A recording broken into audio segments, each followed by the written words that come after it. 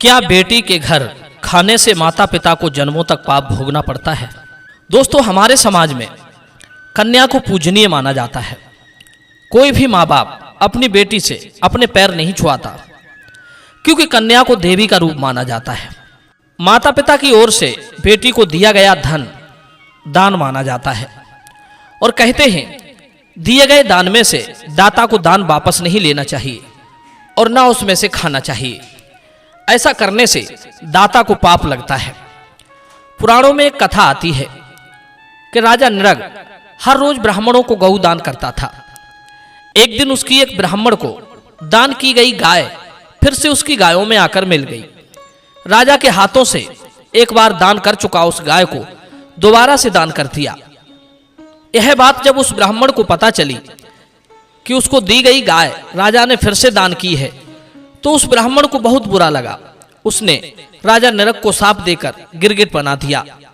उसी गिरगिट का द्वापर युग में भगवान श्री कृष्ण ने उद्धार किया था। ये कहानी सुनाने का उद्देश्य है कि किए गए दान को वापस नहीं लेना चाहिए, ना उस धन में से कुछ खाना चाहिए। पुराने समय से यह मान्यता रही है कि बेटी के घर का धन माता पिता को नहीं लेना चाहिए, और यदि कभी लेना भी पड़ जाए तो उसे बढ़ाकर ही वापस करना चाहिए। ऐसा करने से माँ बाप को पाप नहीं लगता है। आज भी ऐसे हजारों लोग हैं जो बेटी के घर का अन्न धन नहीं लेते हैं। खाना तो दूर, उनके घर का पानी भी नहीं पीते हैं। दोस्तों, अब सवाल ये है कि क्या सचमुच बेटी के घर खाने से माता पिता को पाप लगता है? प्रिय बंधु, हम किसी निष्कर्ष पर पहुंचे उससे पहले आइए एक छोटी सी कहानी सुनते हैं। ये कहानी आपको बहुत कुछ बोध कराने वाली है। दर्शक बंधु, आपसे निवेदन है कि अपने कानों को अपने मोबाइल फोन से सटा लीजिए और ध्यान से सुनिए ये महत्वपूर्ण जानकारी। कहीं बेटी के घर का अन्न धन खाकर आप तो वो पाप नहीं कर रहे हैं? कहीं बेटी के घर का अन्न आप तो नहीं खा रहे हैं? तो चलिए कहानी को ध्यान से सुनते हैं। किसी गांव में एक पति पत्नी रहते थे। उनकी 2 संतानें थीं, एक बेटा था और एक बेटी।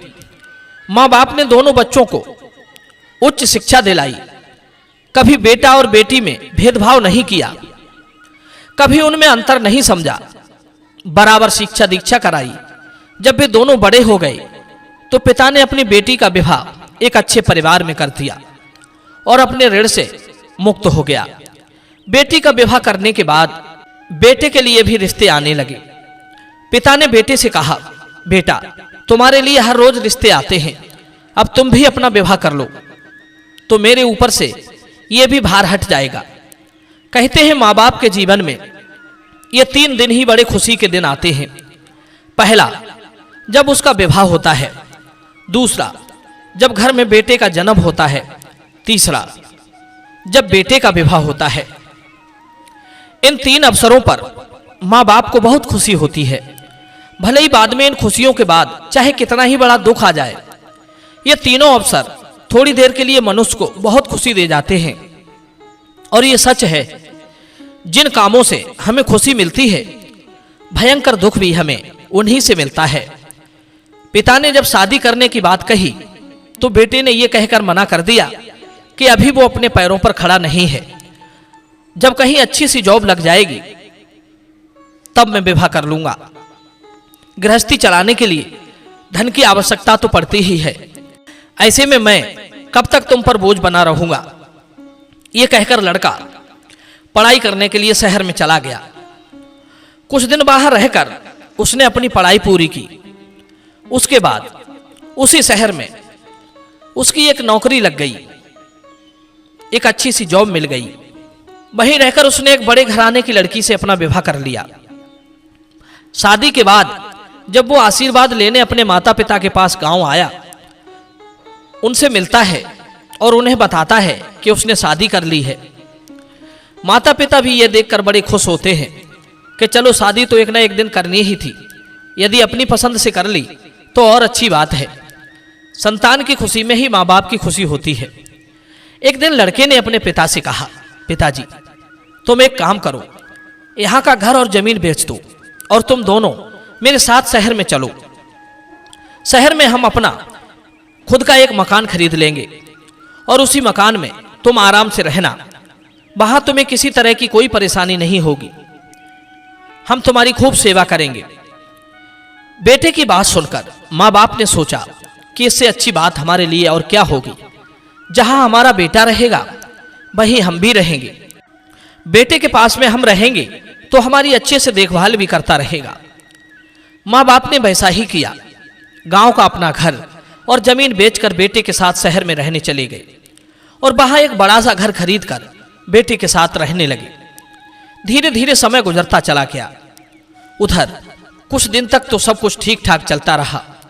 बहू बेटा मिलकर माता पिता की खूब अच्छे से सेवा करते थे, खूब उनकी देखभाल करते थे। लेकिन जैसे जैसे बुढ़ापा उनके ऊपर हावी होता गया, बहू बेटों का मन भी उनसे हटता चला गया। इधर परेशानी की एक बात और बन गई। लड़के की मां का देहांत हो गया। बूढ़ा बाप अब अकेला हो चुका था। कहते हैं पति पत्नी इस जीवन रूपी गाड़ी के दो पहिया होते हैं। एक पहिया न रहने पर गाड़ी ठीक से चल नहीं पाएगी। आज उस बूढ़े पिता को बड़ा दुख हुआ कि सुख दुख की बातें वो अब किससे कहेगा। बहू और बेटों का व्यवहार भी अब बदलता जा रहा है। पत्नी के जाने के बाद अब पिता का शरीर और भी ज्यादा कमजोर हो चला था।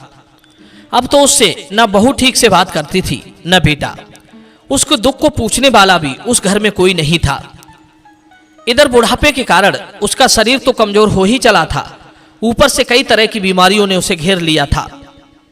यह देखकर अब उसकी पुत्र वधू उससे घृणा करने लगी थी। मित्रों, जीवन में अपने सगे संबंधियों की परीक्षा ऐसे ही अवसरों पर होती है।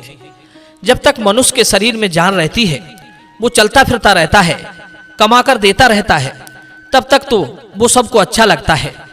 बेटे के लिए वो एक पिता है, बहू के लिए अपने पिता से बढ़कर ससुर है। पर जब वो पराधीन हो जाता है तब वो ना पिता रहता है न ससुर, सीधा बुढ़ा हो जाता है। लोगों की भाषा असभ्य हो जाती है।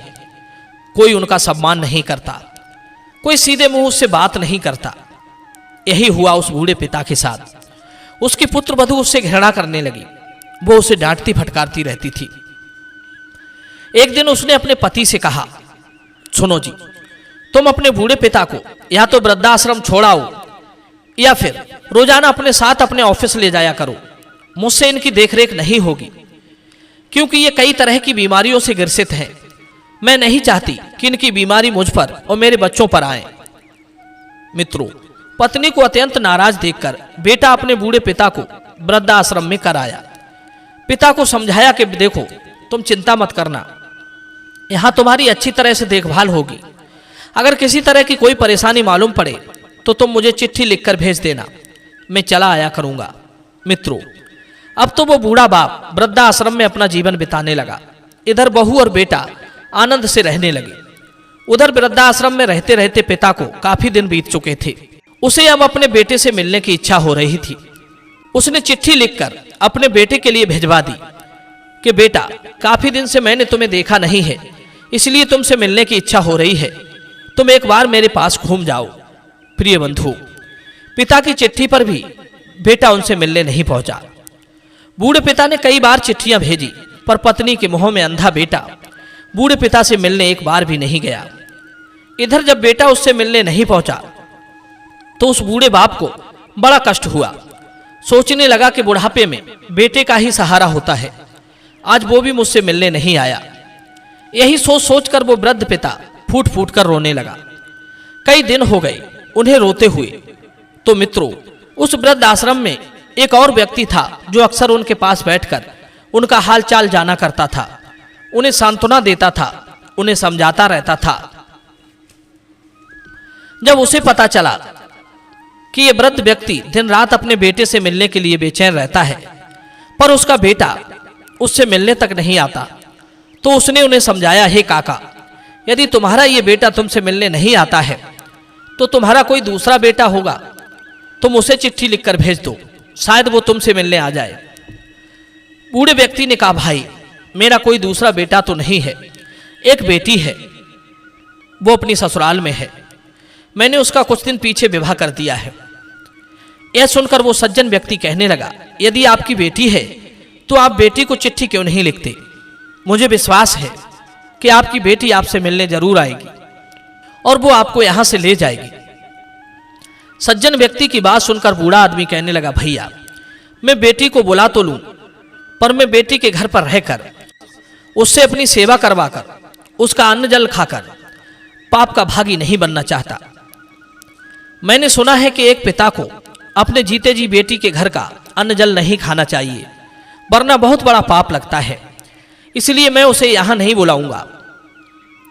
सज्जन व्यक्ति ने कहा, काका तुम भी क्या पुरानी मान्यताओं को पकड़कर बैठे हुए हो?